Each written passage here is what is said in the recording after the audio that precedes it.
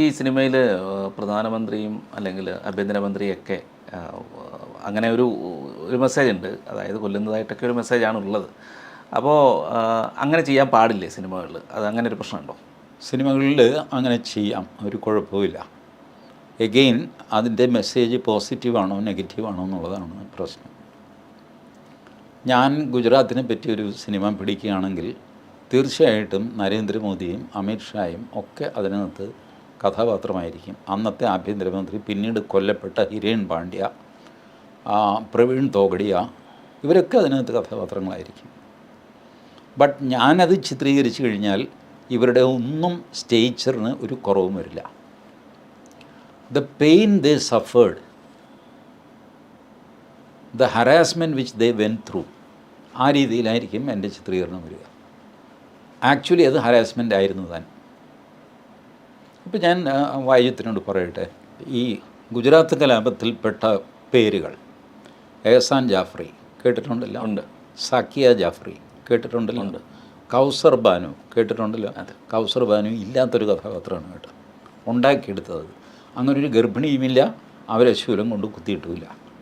ഗർഭിണി മരിച്ചിട്ടുണ്ട്, തീ പിടിച്ച് മരിച്ചിട്ടൊക്കെയുണ്ട്, ബട്ട് ഇങ്ങനെ ശൂലം കുത്തിയൊരു സംഭവമില്ല. ബട്ട് ഈ പേരുകളൊക്കെ നമ്മൾ കേട്ടിട്ടുണ്ട്.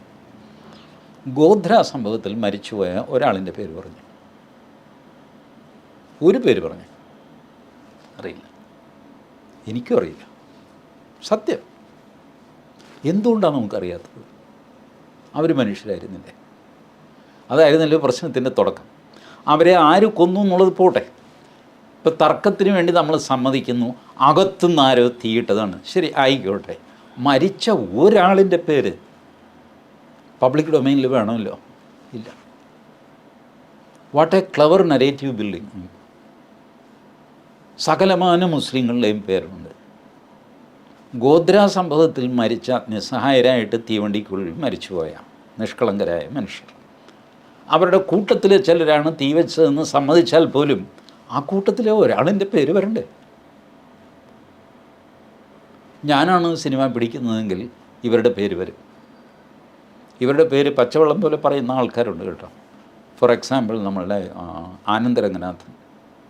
ആനന്ദരംഗനാഥൻ ഒരു ടി വി ഷോയിൽ ഇത് പറയുന്നുണ്ട്. ഞാൻ കുറച്ച് പേരുകൾ പറയാം, ഇവരൊക്കെ ആരാണെന്ന് പറ എന്ന് പറഞ്ഞിട്ട് പടപടപടാന്ന് പറഞ്ഞിട്ട് ഒരു 10-20 പേരുകൾ അങ്ങ് പറയുന്നു. അപ്പോൾ വേറൊരാൾ ദിവസം മതി എന്താ സംഭവം? അല്ലെ നിങ്ങൾ ഈ പേര് കേട്ടിട്ടുണ്ടോ ഇതിനു മുമ്പ്? ഇല്ല. ഇവരെവിടുത്തുകാരെന്ന് അറിയാമോ? ഇല്ല. എന്നാൽ ഞാൻ പറയാം. ഗോധ്രയിൽ തീവണ്ടിക്കുള്ളിൽ മരിച്ച ആൾക്കാരുടെ ലിസ്റ്റാണ് 59 പേരുടെ. അതിൽ 20 എണ്ണം വളരെ ഫാസ്റ്റായിട്ട് ഞാൻ വായിച്ചപ്പോൾ തന്നെ നിങ്ങൾക്ക് അസ്വസ്ഥതയായി, പ്രശ്നമായി. ആ പേരുകൾ പുറത്ത് വന്നിട്ടേ ഇല്ല. Nobody care for them. അതൊരു ശരിയാണ്.